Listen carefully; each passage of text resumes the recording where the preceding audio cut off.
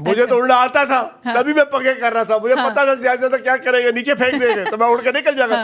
तो तेन उड़ना नहीं आता सी तो तू क्यों पंगा कीता? हाँ सही। और जनाब जब उड़ना नहीं आता था तो आप क्यों पंगा सर करते जैसे रहे? उस आदमी का नीचे गिर के अच्छा, तो अब सुनो। कुछ बचना नहीं, मौत हो जाएगी, तो खान साहब के साथ क्या होगा? और सर हम तो अल्लाह पाक के करम से अपनी ड्यूटी अपने मुल्क और अपने कौम की, अपने रियासत की, अपने वतन की अदा कर रहे हैं।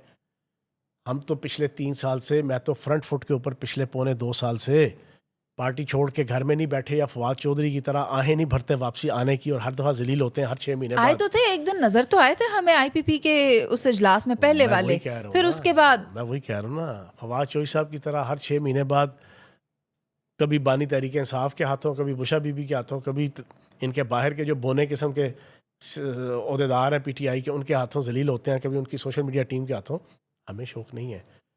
हम तो यजीद के लश्कर के वो हो रहे जिसने 10 मुहर्रम को